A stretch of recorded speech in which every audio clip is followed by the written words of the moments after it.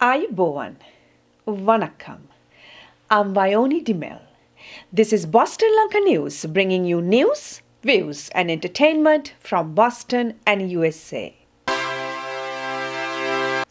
TNA leaders in USA talking to the US State Department.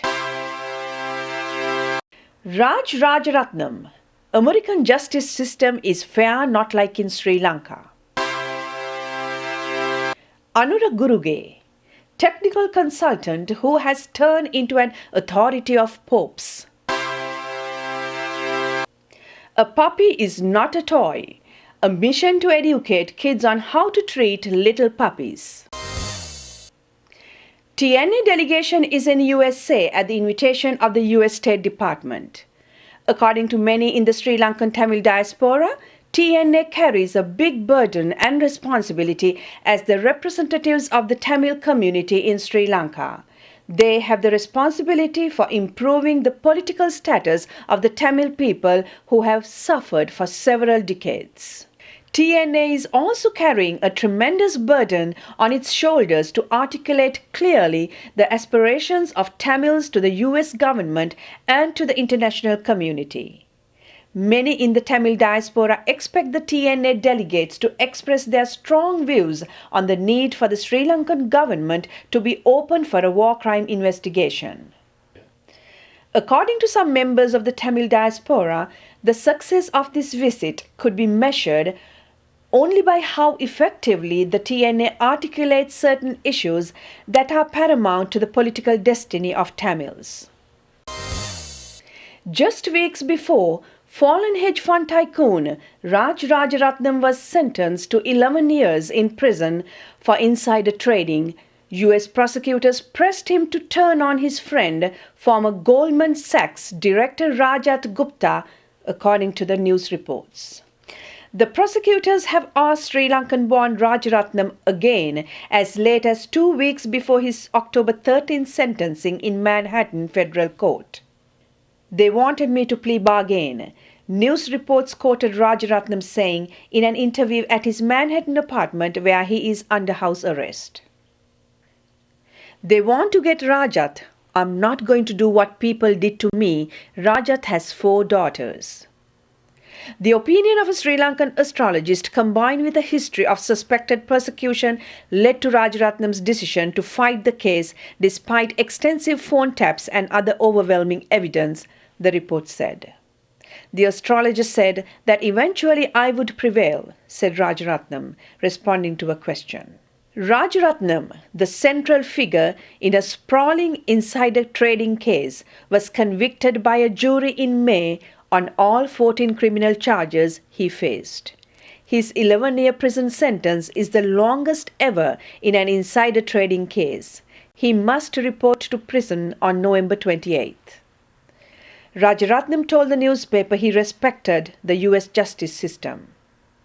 In Sri Lanka, I would have given the judge 50,000 rupees and he would be sitting having dinner at my house. Rajaratnam was quoted as saying, "Here I got my shot. The American justice system is by and large fair."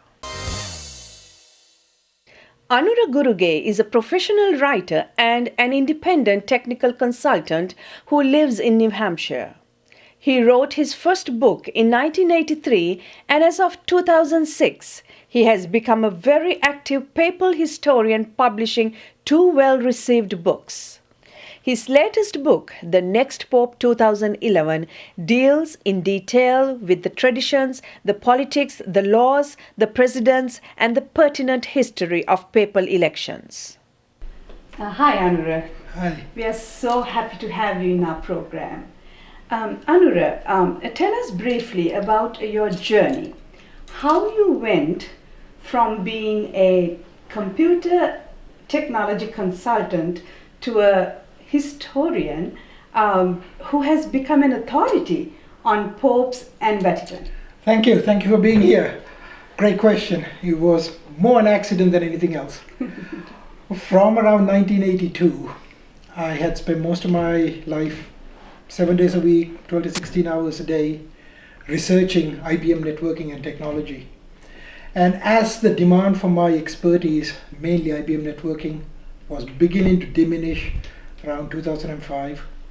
I was looking for something to keep me occupied, especially in terms of research. I had always been fascinated with art, especially painting. I started looking more and more towards Renaissance artists, and it's difficult to really do anything about Renaissance artists without bumping into popes. So I suddenly discovered that I'm reading and doing more and more work about popes than artists. And from that it was like a gentle transition from artists to popes. And given my technology background, anytime I was reading things or doing research, I would start putting it into a database or Excel spreadsheet. And around 2006, 2007, I discovered that I had tons and tons of spreadsheets with all this information about popes, their names, their histories. And suddenly over Thanksgiving, we were going to May, and I told my wife, I said, I think I have enough material to write a book about popes and their names. Nobody had ever done that. I wrote that book, that was in 2008. It was fairly well received. And since then, I've been spending most of my time doing research into the popes and the Vatican. Now, you are the only child of Anura Guruge, one of the most respected Buddhist scholars in the world. So tell me how you became an authority about a Christian institution like Vatican. Another good question. My father was not aware until the first book came out that I had been doing any work about the popes or Catholicism. And he heard about it from my kids, and he was very cool. My father all my life has always given me plenty of latitude about what I did. I have two older children who are both Catholics. I had an email from a cousin in Sri Lanka who kind of implied that I had disgraced the family in some way by writing a book about the popes, but my father never had any problems. At the end, my father is a scholar, and he appreciates any kind of academic endeavor, and he realizes that this is a scholarly thing, and he would rather I was doing something that was academic. Right. So he's been very happy, very cool about it. Thank you so much, Anura. Thank you for your time, and thank you for being with us. We want to wish you all the very best in every endeavor you do. Thank you. I really enjoyed it. Thank you for coming here, and I wish you the same with all of your endeavors. This was great. Thank you. Thank you. After losing an 8-week-old golden retriever puppy named Monty in a tragic incident involving injuries caused by a 10-year-old neighbor on July 6 of this year, Anura Guruge of New Hampshire has established an initiative to educate children and their parents in the proper treatment of puppies. Diana, you started a public service initiative called A Pup Is Not a Toy to educate kids on puppy care after a 10-year-old neighboring girl killed your 8-week-old puppy last July. Could you tell us a little bit about that? Yes, I could.